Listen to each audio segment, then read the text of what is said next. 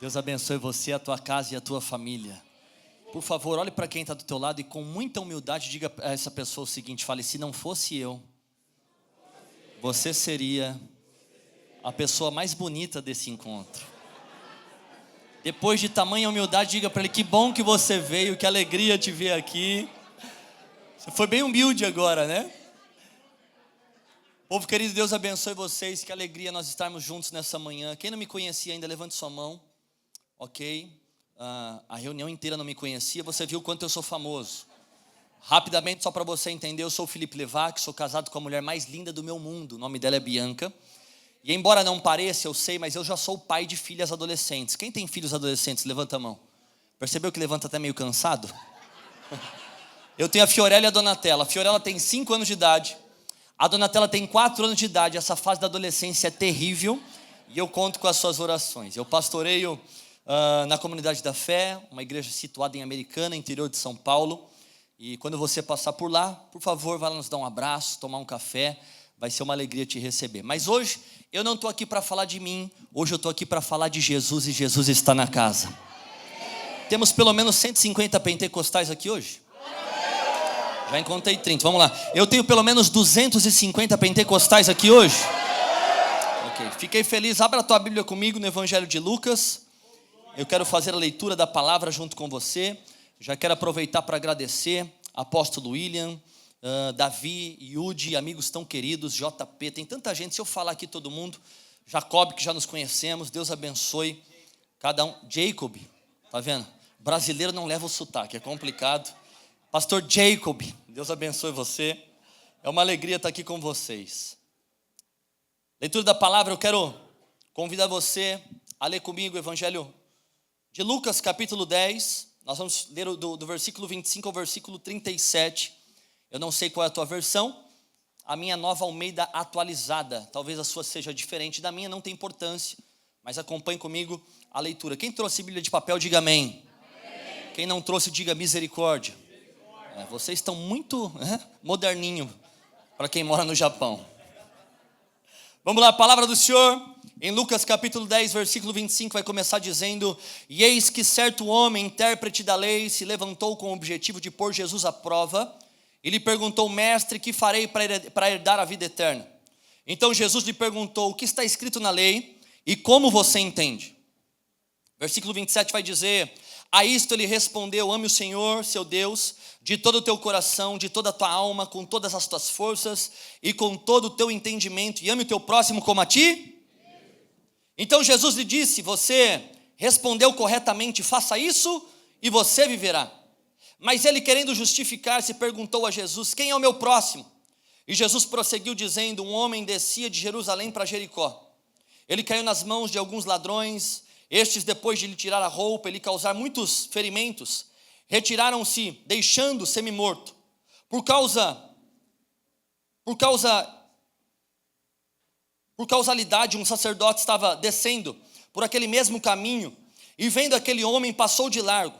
De igual modo, um levita descia por aquele lugar, e vendo, passou de largo. Certo samaritano, que seguiu o seu caminho, passou perto do homem, e vendo, compadeceu-se dele.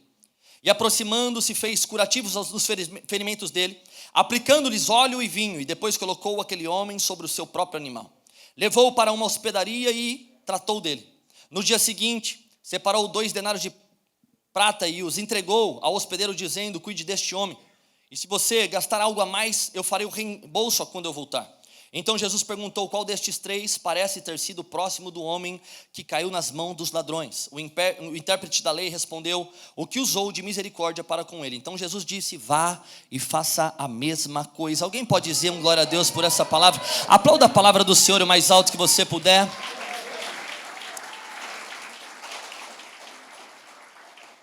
O tema da mensagem que eu quero pregar hoje, eu quero que você repita ele comigo, diga: servir a Deus é servir pessoas. Afinal de contas, você está aqui hoje porque você tem um chamado. E Deus não errou quando Ele escolheu você. Eu tenho uma boa notícia para te dar. Deus sabia que não existia ninguém pior do que eu e você, e foi por isso que Ele nos escolheu. Porque quando nós somos fracos, aí que somos fortes, o poder dele se aperfeiçoa na nossa fraqueza. Sabe, mas a evidência de que temos um chamado, de fato, não é baseado naquilo que nós vivemos fazendo, não é sobre a quantidade de pessoa que nós alcançamos. A maior prova de amor a Deus não é o tanto da leitura bíblica que nós temos, isso é uma evidência, mas não se limita a isso. Não é a nossa vida de consagração, de jejum, de constância, mas a nossa vida que evidencia que nós temos um chamado. É exatamente aquela pergunta que Pedro respondeu a partir de Jesus. Jesus disse: Pedro, tu me amas? E Pedro disse: Senhor, eu te amo. Então Jesus disse: então apacenta as minhas ovelhas. Pastor, por que você está falando isso? Porque quem ama Deus, ama as coisas que Ele ama. Quem ama Deus, cuida das coisas que Ele cuida. E Deus não errou quando Ele escolheu você. Olhe para mim e ouça isso. É possível que alguém consiga dar algo a alguém sem amar aquela pessoa. Todo mundo já fez uma esmola. Você não amava aquela pessoa, mas você entregou algo para ela. Mas é impossível que você ame alguém e não entregue algo por essa pessoa. Pastor, seja mais claro, ok? Porque Deus amou o mundo de tal maneira que deu seu Filho unigênito para que todo aquele que nele crê não pereça, mas tenha a vida eterna. Sabe, esse texto que a gente acaba de ler, ela fala a respeito de uma parábola, é a parábola do bom? Na verdade, o original, a Bíblia nunca disse que a parábola é do bom samaritano, mas ele sempre garantiu que a parábola é do samaritano. E aqui eu quero trazer uma observação importante, porque a verdade é que algumas versões bíblicas colocaram o samaritano como alguém bom, mediante aquilo que ele fez. Pastor, por que você está falando isso? Para você entender. O mundo nos reconhece por aquilo que a gente faz, mas Deus nos reconhece por quem nós somos. Irmão, é possível que nós gastemos uma vida toda dentro da igreja, batizando pessoas, curando pessoas, restaurando vidas, alcançando o perdido, mas é possível que depois de tudo isso a gente ainda possa ir para o inferno. Porque o fato de nós estarmos na igreja não significa que nós estejamos em Cristo. Pastor, por que você está falando isso? Para você não confundir relacionamento com Deus com ativismo religioso. Nós como pastores, nós temos a falsa ideia de que se nós não estarmos no culto, então o culto não acontece. Se nós não estarmos presentes na vida das pessoas, a vida das pessoas não vão andar. Irmão, deixa eu te falar uma coisa. A parte mais difícil Jesus já fez. Ele morreu por pessoas, não morra pela igreja. A igreja tem um dono. Mas se Jesus morreu por pessoas, então dedique a sua vida para viver por elas. O mundo nos reconhece por aquilo que a gente faz. E é por isso que muita gente gosta de ter título na igreja. Quem que você é? Eu sou o bispo, o presbítero. E tem gente que agora está ocupando a 4ª pessoa da Trindade. De tão importante que se tornou. Eu tenho descoberto que quem depende de um cargo para servir, nunca quis servir. Sempre quis ser servido. Pastor, por que você está falando isso? Para você entender. Jesus, quando foi ser batizado nas águas por João Batista, a Bíblia vai falar que até aquela ocasião ele não tinha feito milagre algum. Mas dos céus ouve-se uma voz que diz: tu és o meu filho amado, em quem eu tenho muito prazer. Para Deus, quem a gente é vale mais do que aquilo que a gente pode fazer. Deus nunca quis que você trabalhasse para Ele. Deus sempre te convidou para trabalhar com Ele. Ah, pastor, então quer dizer que eu não preciso me preocupar com mais nada? Calma que só está começando. Eu me lembro que às vezes eu estou sentado no sofá da minha sala e de repente eu ouço a minha filha Donatella, ela é menor, aqui tem 4 anos, e ela aparece na sala e ela vem vestindo os meus tênis, os meus sapatos, e eu olho para ela e eu falo: filha, o que você está fazendo? Você vai cair. Esse tênis é muito grande para você vestir, não faça isso. E aí, quando eu olho para ela vestindo meu sapato, eu entendo exatamente aquilo que nós precisamos fazer quando a gente olha para Deus. Porque a minha filha olha para mim e ela pensa: se é dessa maneira que o meu pai anda, é dessa maneira que eu tenho que andar. Se é dessa maneira que meu pai faz, é dessa maneira que eu tenho que fazer. Pastor, seja mais bíblico para mim entender, ok? Filipenses capítulo 2, versículo 5 ao 9, a palavra do Senhor vai dizer: meus irmãos, seja a atitude de vocês a mesma de Cristo Jesus, que embora sendo Deus, não considerou que o ser igual a Deus era algo que devia pegar-se, mas ele esvaziou-se a si mesmo, tornando-se servo, e sendo semelhante aos homens, ele foi encontrado em forma humana, humilhando-se a si mesmo, e foi obediente até a morte, morte de cruz. E por isso, Deus o exaltou a mais alta posição para que toda língua venha confessar. Eu estou falando que o Brasil vai confessar, o Japão vai confessar, a China vai confessar. Ei, eu não sei, será que você pode levantar suas mãos? Eu quero declarar a palavra profética. Se no Japão existem 8 milhões de motivos para crer em um Deus, eu quero declarar, as próximas estações serão marcadas por 8 milhões de milagres que vão acontecer nessa terra, 8 milhões de promessas, de profecias, 8 milhões de pastores, de pregadores, de evangelistas. Só quem crê nisso, aplauda o nome de Jesus o mais alto que você puder. Aleluia, eu sinto Deus aqui. Então ouça isso. A verdade é que nós não precisamos do ativismo religioso. E essa foi a primeira observação do texto. Mas a parábola que eu acabo de ler, ela traz algumas coisas que eu e você, como pastores, como líderes de uma igreja, nós precisamos ter esse discernimento espiritual. E a primeira coisa que eu anoto para você, eu quero te convidar, se você quiser, anote no teu bloco de notas, no teu caderno, anote algumas coisas que eu quero construir com você a partir dessa mensagem. A primeira coisa é, servir não é uma atitude de quem quer ir para o céu. Servir é a atitude de quem quer trazer o céu aqui para a terra. Ok, 2 aleluia e 1 glória, vou falar de novo. Servir não é porque eu quero ir para o céu, irmão, é porque eu quero trazer o céu aqui na terra. A Bíblia nunca diz que nós iremos até o céu, ela sempre garantiu, é o céu que virá até nós. Por isso que a oração do Pai Nosso vai falar, seja feita a tua vontade na terra como é no...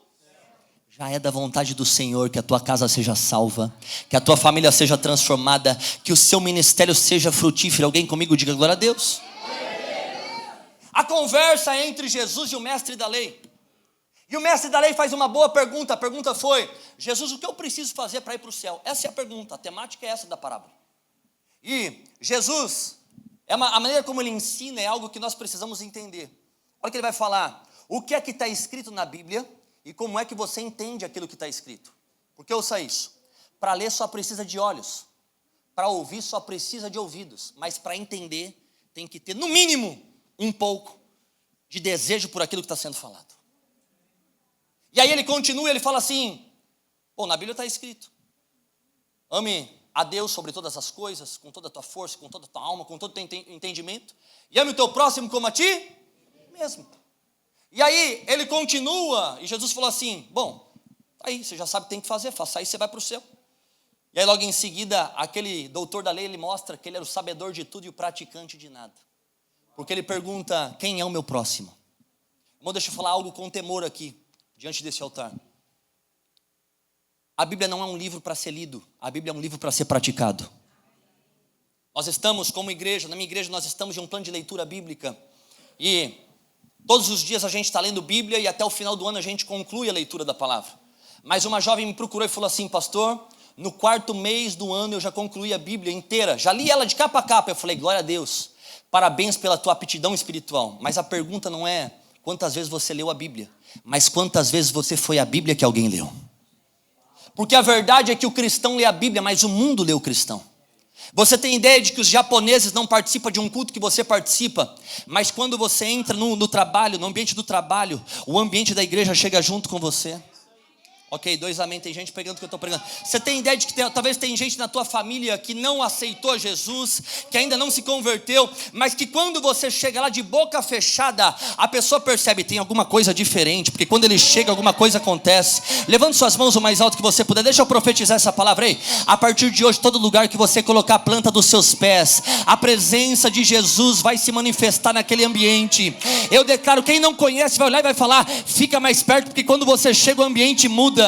Fica mais perto porque a sua alegria contagia. Quem não sabe vai dizer, parece que você tem uma energia, e você vai dizer, sim, essa energia tem nome e ela se chama Espírito Santo de Deus, e eu posso sentir ele aqui nessa manhã. Ei, alguém pode aplaudi-lo aqui o mais alto que você puder?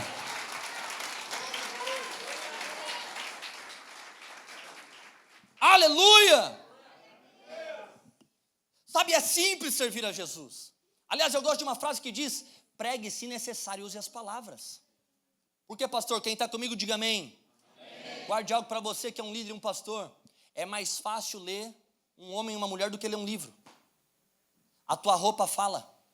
As tuas redes sociais falam por você. As mesas que você se assenta fala por você.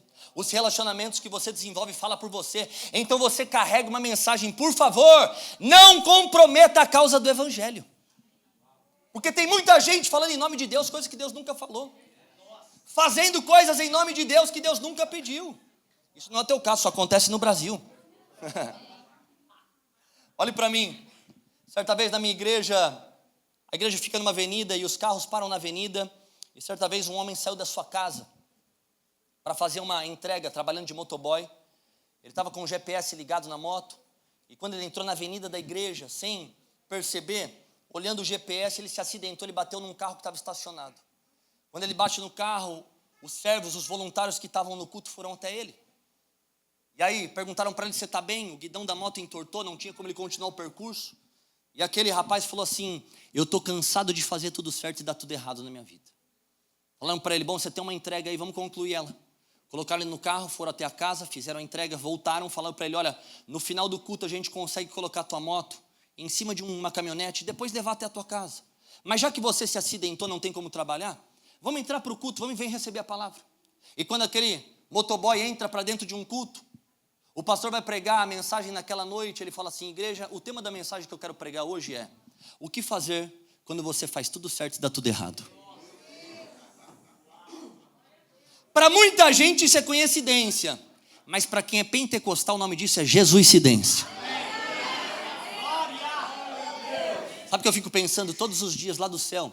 Jesus está com um radar espiritual, onde ele está procurando alguém que precisa de uma resposta e alguém que pode ser uma resposta. Alguém que precisa de um milagre, alguém que pode servir um milagre. Alguém comigo diga amém. No final do culto, ele faz um convite. Quem que quer entregar a tua vida para Jesus? E aquele homem que havia acabado de passar por um acidente, não sabia que aquilo que para ele parecia ser um acidente, na verdade era um novo começo. Então no outro culto, no outro domingo, uma semana depois, teve festa de batismo nas águas. Adivinha só quem estava lá para se batizar? Esse mesmo rapaz.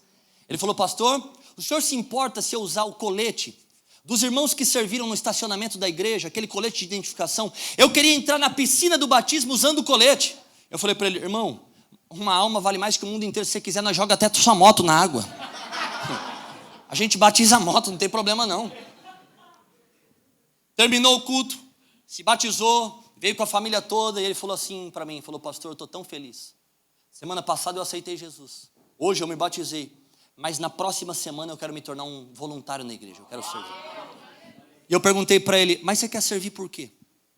Aonde que você quer servir? Ele falou, pastor, eu quero servir no estacionamento. Eu falei, no estacionamento por quê? Ele falou, porque foi através de um colete e um bastão que Jesus me encontrou. E eu quero vestir o colete para me tornar Jesus na vida de alguém. Nunca desvalorize lugares a qual Deus pode te usar. Alguém comigo diga glória a Deus. Então o mestre da lei faz uma pergunta que ele prova que ele era o sabedor de tudo, mas o praticante de nada. Doutor do saber, mas analfabeto do praticar. Irmão, é muita gente que se levanta hoje para querer púlpito, para querer liderança, mas sabe o que eu tenho aprendido? Paulo, quando foi ensinar, ele falou, meus irmãos, sede meus imitadores, assim como eu também sou de Cristo. Sabe o que Paulo estava nos ensinando? Que quem só ensina com palavras não tem vida para compartilhar. É por isso que eu disse que a tua vida fala. A melhor maneira de você ganhar os japoneses para Jesus não é sendo um crente chato tentando socar o evangelho goela abaixo para ele. Seja a melhor pessoa que possa servir naquela empresa. Seja o melhor cliente que pode entrar naquele estabelecimento. Seja o melhor aluno daquela faculdade. Seja o melhor voluntário da tua igreja. Faz alguma coisa para Jesus. Alguém comigo aqui, pelo amor de Deus? Esse é aquele momento que você aplaude. Pode aplaudir isso. Me ajuda aí. Quem está comigo, diga amém. Amém. Quem quer que eu pare, fala aleluia.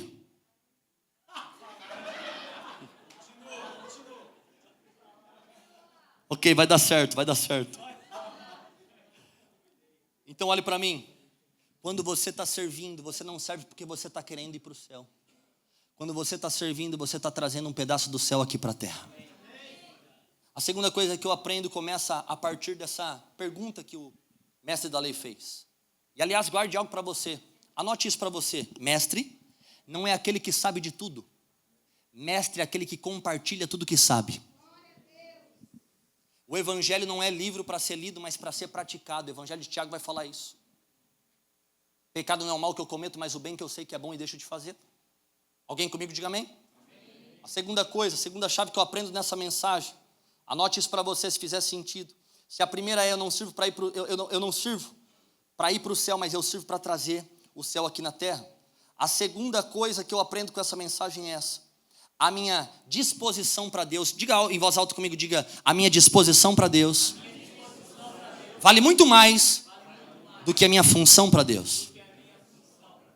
Irmão, olhe para mim. O ministério nunca foi a respeito de aonde eu posso servir. Pastor, eu prego hoje no Japão, no Brasil, na Guatemala, na Indonésia. Onde que eu prego hoje? Não, irmão. A pergunta nunca foi aonde eu posso servir. A pergunta para quem tem chamado sempre foi a quem eu posso servir. Porque servir nunca foi sobre um lugar. Servir sempre foi sobre pessoas. Quem está comigo, diga amém. A questão é que eu amo a maneira como Jesus ensina. Porque a profundidade de Jesus estava na simplicidade que ele carregava. Sabe qual é o problema de nós, como igreja, na maioria das vezes? A gente faz muito do que Jesus faz pouco. E acaba fazendo pouco daquilo que Jesus fazia muito. Jesus já simplificou, mas aí a gente vem para começar a complicar as coisas. Jesus pegou um cara que era mestre da lei, mas não sabia qual era o caminho para ir para o céu. E eu amo a maneira dele ensinar, porque é como se ele falasse assim: não entendeu o mestre da lei? Então vou desenhar. Ele começa a ilustrar uma mensagem que ele diz: um homem estava passando pela calçada e ele caiu na mão de uns assaltantes, deixaram ele lá caído, quase morto, ferido. Acontece que um sacerdote, quem? Eu vim pregar para pastor vivo hoje, vamos lá. Um sacerdote, quem? Sacerdote. Logo em seguida a Bíblia vai falar o seguinte: o sacerdote passou pelo homem ferido, mas mudou de calçada. Se não fosse o bastante, um levita passou pelo homem ferido e mudou de calçada. Mas para aqueles dois que passaram desapercebidos ou mudaram de calçada, logo em seguida veio um samaritano. Porque guarde algo para você: para todo sacerdote e levita que não entende o seu chamado, Deus vai sempre levantar um samaritano em seu lugar. Ah, pastor, o que você está me falando? Eu estou falando que ministério é coisa para quem não tem ego, nem vaidade ferida. Não, vou falar de novo. Ministério não é para quem quer competir, é para quem quer colaborar. As pessoas que estão aqui do seu lado não são seus concorrentes. São aqueles que estão lutando pela mesma causa que você. Irmão, deixa eu te falar uma coisa. A gente não está aqui brincando de ser igreja, sabe para quê? Para lotar os nossos auditórios. Nós estamos aqui por uma missão. Que missão é essa, pastor? Povoar os céus. Não é sobre igreja lotada, é sobre uma mensagem que é propagada. Eu posso ouvir um amém por isso? Por isso, irmão, sinto lhe dizer, se você está em competição, seu ministério tem prazo de validade, vai acabar. Vai acabar. Porque você está fazendo a coisa certa pelo motivo errado. O apóstolo Paulo vai dizer: acaso eu quero ser reconhecido pelos homens? Não, eu quero ser aprovado por aquele que me chamou. E no último dia, pouco importa quantos membros você teve. No último dia, pouco importa se a tua igreja teve um canal de YouTube que alcançou milhões de pessoas ou não. Pouco importa se você foi famoso ou se você foi alguém que ninguém conheceu na vida. No último dia, o que vai importar é saber que o teu nome foi escrito no livro da vida. É Jesus olhar para nós e dizer: servo bom, servo fiel, entra no descanso do teu Pai. Se tem alguém comigo aqui, aplauda o nome de Jesus o mais alto que você puder.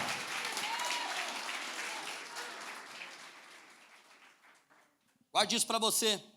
Os seus cargos são temporários, os seus títulos são provisórios. Mas a maneira como você serve as pessoas vai fazer com que você seja lembrado para sempre. Irmão, estrutura é importante.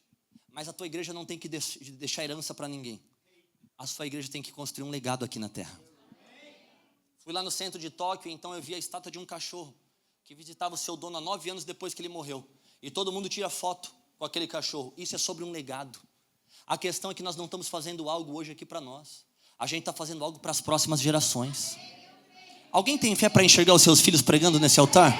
Alguém tem fé para ver os seus netos, seus bisnetos, tataranetos? Alguém tem fé que alguém vai citar o seu nome para falar: um dia o meu pai, a minha mãe veio para o Japão, eles pagaram o preço, eles acreditaram, eles jejuaram, eles colocaram a mão na minha cabeça, eles abriram um caminho para a minha geração. Ei, alguém comigo aqui, eu quero declarar essa palavra. Levante suas mãos o mais alto que você puder. A sua geração será ainda mais próspera, os seus filhos serão como flechas na mão do arqueiro, os seus filhos vão continuar o legado que você construiu. Só quem crê nisso, aplauda o nome dele o mais alto que você puder.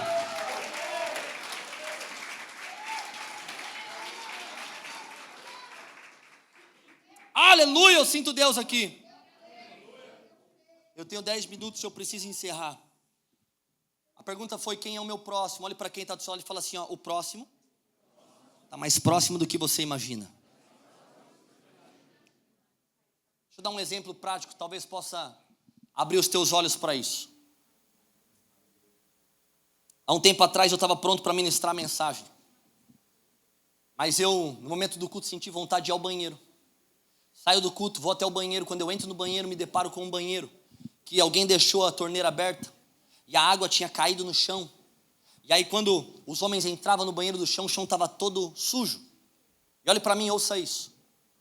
Quando eu olho para aquilo me incomodou. E sabe o que eu descobri? Que tudo que nos incomoda tem a ver com o nosso chamado. Logo eu penso, se na minha casa não receberia uma visita assim, muito menos na casa de Deus. A maneira como a gente cuida das coisas de Deus diz respeito ao zelo que a gente tem pela presença dele. Por que, pastor? Porque ambiente somos nós quem preparamos, mas presença é Deus quem manifesta. E então, olha só, eu olho para aquilo, saio do banheiro, entro no almoxarifado, pego um rodo e um pano e vou lá limpar o banheiro. E quando eu saio do banheiro, eu me deparo com o Renan, um líder da minha igreja. Ele olha para mim e fala assim: pastor Felipe, o que você está fazendo com um rodo e um pano na mão?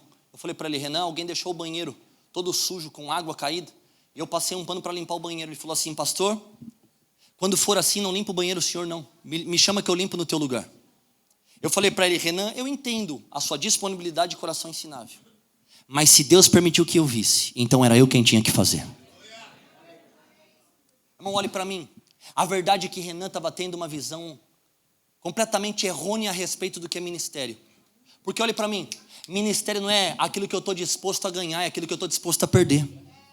Ministério nunca diz respeito ao que eu estou disposto a receber, diz respeito ao que eu estou disposto a oferecer para Deus. Não tem evangelho sem ter renúncia.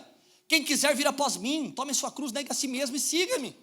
Qualquer coisa diferente disso é uma ideia, sabor evangelho, mas não é evangelho não, irmão. Olhe para mim. Eu falei assim para ele: Renan, se Deus permitiu que eu visse, então era eu quem tinha que fazer. Ele pensou: como é que um pastor que vai pregar mensagem da noite pode limpar um banheiro?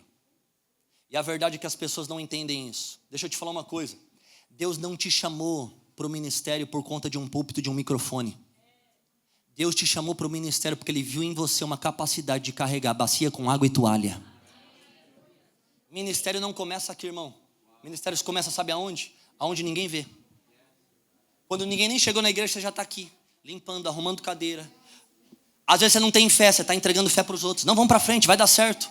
Às vezes você está celebrando alguma coisa que o outro precisou receber. Ministério é sobre isso. Alguém comigo, diga amém. Amém. Mas não é algo que somente o Renan viveu, não. Pedro, na cerimônia ali da purificação de pé, onde Jesus vai lavar os pés dos discípulos, fez a mesma coisa. Jesus falou: hoje eu vou mostrar para vocês a dinâmica do reino. Ele falou: tira a sandália que eu vou lavar os pés de vocês. E então Pedro disse: não, meu pé você não lava. E Jesus disse: Pedro, se eu não lavo o teu pé, você não tem parte comigo.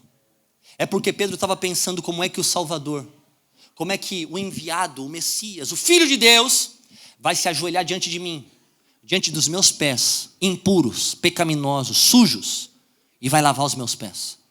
E a mensagem que o Evangelho estava nos ensinando, sabe qual é?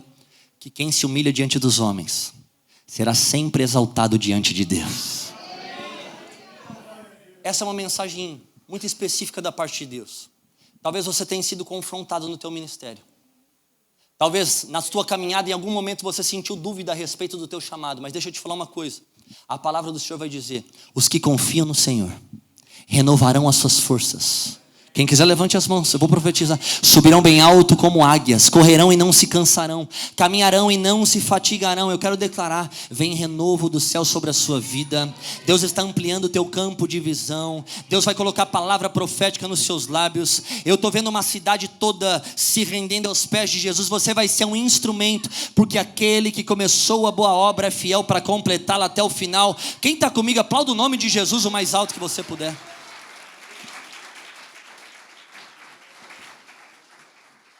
Passado alguns dias eu chego na igreja para trabalhar, em um dia de semana pela manhã, e me deparo com o Renan cortando a grama da igreja. Eu falei, Renan, o que você está fazendo? Ele falou, pastor, meu dia de folga e eu vim aqui para cortar a grama da igreja. Eu falei, então, vamos lá ter um tempo de discipulado. Quero conversar com você, quero ter um tempo com você. Ele falou, pastor, podemos fazer isso, mas depois que eu terminar. Eu falei, não, Renan, deixa isso aí. Depois uma empresa vem, corta isso aí, o jardineiro passa aqui. Não se preocupa com isso não. Eu lembro até hoje, o Renan desligou a máquina de cortar grama, tirou o óculos da cara, olhou para mim e disse, pastor, se Deus permitiu que eu visse, então era eu quem tinha que fazer.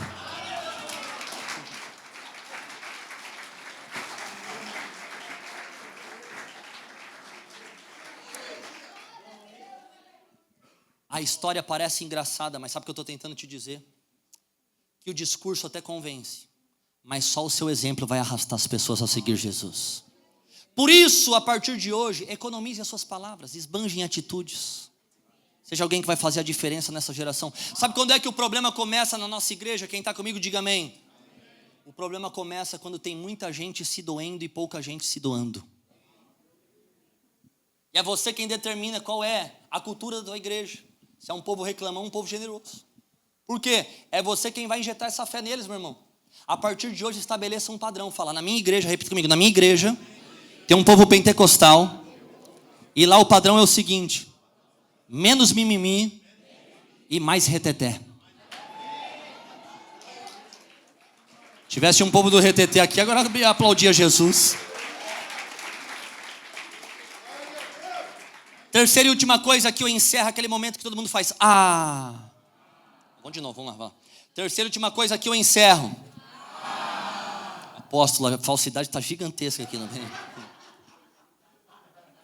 Quem está comigo, diga amém. Amém. Servir não é para ir para o céu, mas para trazer o céu para a terra. A sua disposição para Deus vale mais do que a sua função para Deus. O fato de você pregar não limita você a fazer uma outra coisa também dentro da igreja. E por último, pastor, se for para servir, tem um padrão. Que padrão é esse? Generosidade.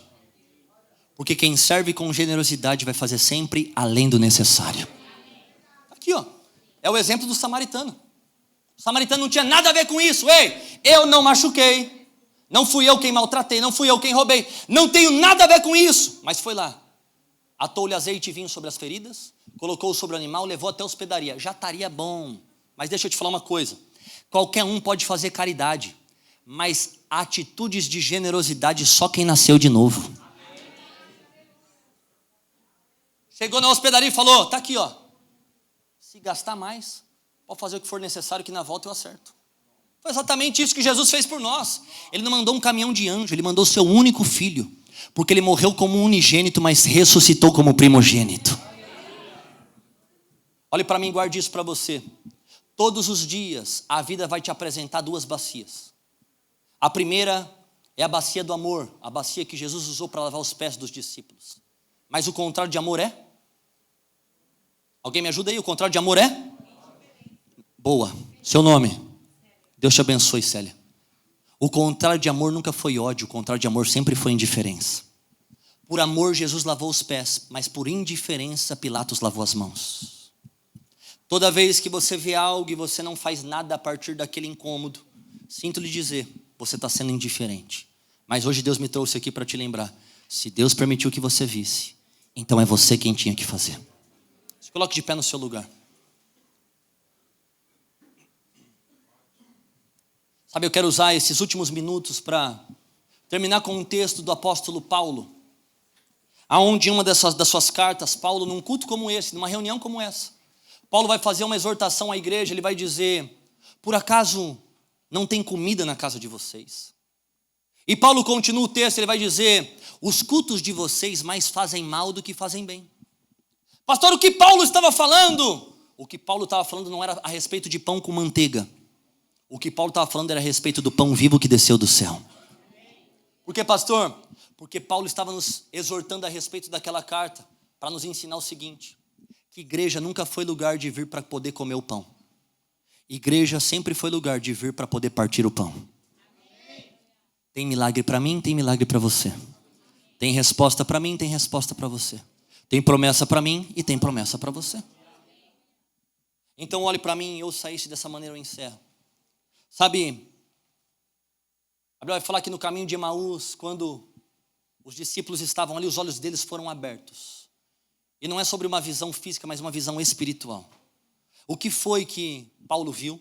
O que foi que Sadraque, Mesaque e Abednego viu? O que foi que os discípulos viram no caminho de Emaús? É isso que nós precisamos ver hoje. Porque a partir do momento que a gente olha dessa maneira, a nossa revelação muda e o céu se abre sobre nós. Então eu sei que talvez hoje é um bom dia para você pedir algumas coisas a Deus. Deus, me ajuda em algumas situações da minha igreja. Deus, me ajuda com as finanças, me ajuda com a liderança, me ajuda a aliviar o peso e o fardo, mas ouça isso. Sabe o que nós vamos fazer aqui agora? Nós vamos destinar os próximos minutos para a gente poder partir o pão. E o que é partir o pão, pastor?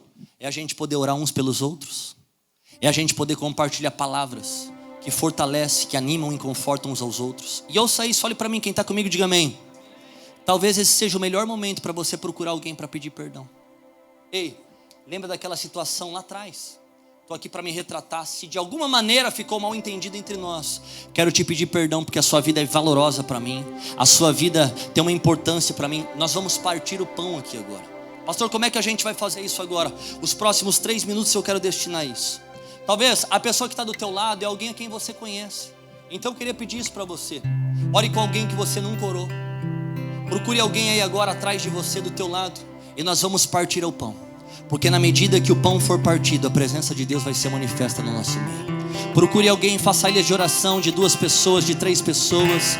Comece a orar uns pelos outros agora. Comece a abençoar uns aos outros agora.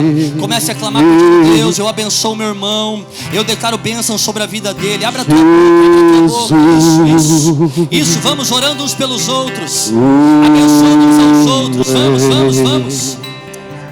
Mais Espírito Santo, mais Espírito Santo, mais Espírito Santo. Deus, bem-vindo nessa manhã, Espírito Santo.